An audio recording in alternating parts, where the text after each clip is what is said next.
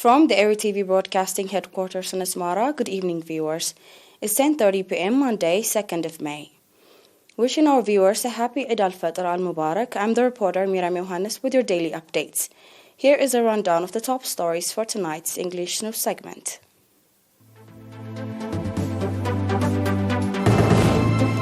Eid al-Fitr al-Mubarak celebrated nationwide.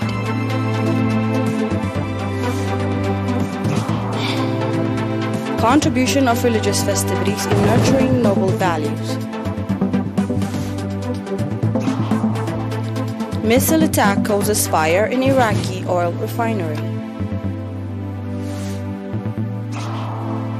Violence erupts in Paris as thousands of Mayday protesters raise pressure on Macron. And now we proceed to the details of the local news. Eid al-Fitr al-Mubarak was colorfully celebrated nationwide today, the 2nd of May.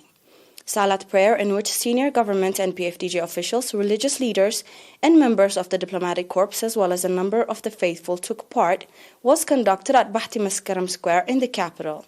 At the occasion, Sheikh Salim Ibrahim al-Mukhtar, Mufti of Eritrea, and Chairman of the Higher Assembly of Eritrean Ifta and Islamic Affairs, gave a briefing on the background of the holiday in which the happy Eid to the people of Eritrea inside the country and abroad in general, and the followers of the Islamic faith in particular, as well as the Eritrean Defense Forces.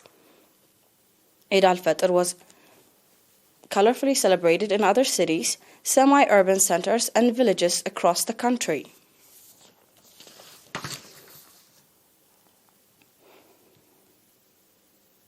The residents of Ferdigi, Hagas subzone, said that religious festivities have significant contribution in preserving and nurturing noble cultural values among generations, indicating that religious festivities are events in which traditional place, national cultures and values, as well as the shining history of the country and people are reflected.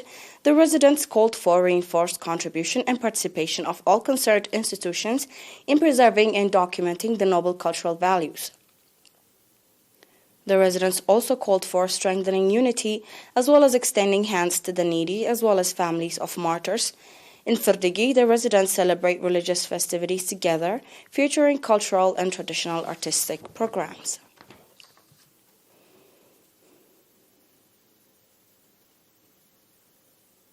Bahari Secondary School Central Region presented awards to 146 outstanding students, including 67 females that scored from 3 to 4 points in the 2020-2021 National School Leaving Examination. At the occasion held on the 2nd of May, the director of the school, Mr. Warash Kidanes, said that the award will have a significant contribution in encouraging the students to work hard in their future educational career, and called on the society and parents in particular to reinforce contribution for the sustainability of the program.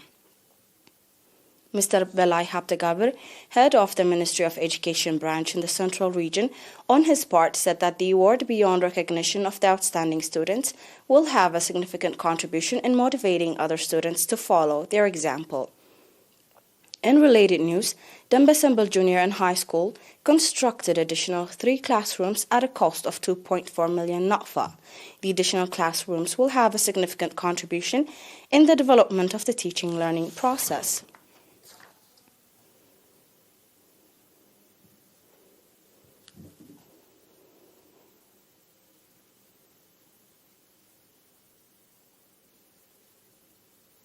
Stay tuned, we'll be back with the international news after this break.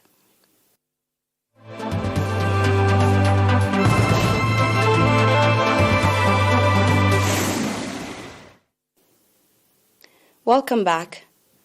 According to officials, a missile attack has targeted an oil refinery in the northern Iraqi city of Erbil, causing minor damage to a key oil refinery.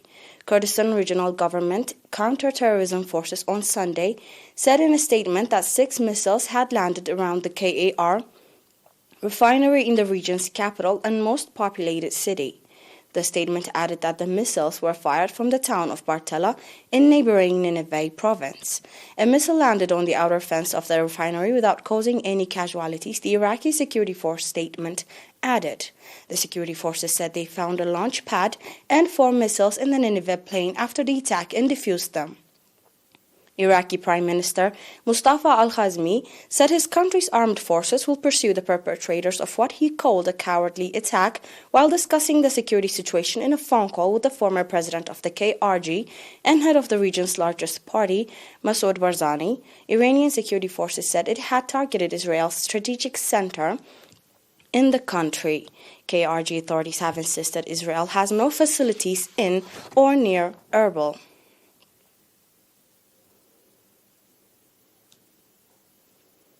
Police fired tear gas to push back black-clad anarchists who ransacked business premises in Paris on Sunday during Mayday protests against the policies of newly re-elected President Emmanuel Macron. Thousands of people joined Mayday marches across France calling for salary increases and for Macron to drop his plan to raise the retirement age. Most were peaceful, but violence broke out in the capital, where police arrested 54 people, including a woman who attacked a fireman trying to put out a fire. 8 policemen were injured. About 250 rallies were organized in Paris and other cities. The cost of living was the main theme in the presidential election campaign and looks set to be equally prominent ahead of June legislative elections that Macron's party and its allies must win if he is to be able to implement his pro-business policies, including increasing retirement age to 65 for 62.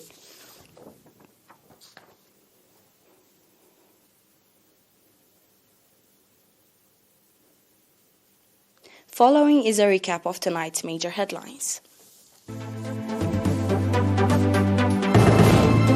Eid al-Fitr al-Mubarak celebrated nationwide.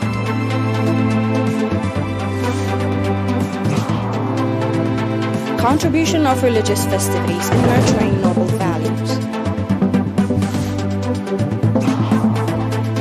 Missile attack causes fire in Iraqi oil refinery. Violence erupts in Paris as thousands of Mayday protesters raise pressure on Macron.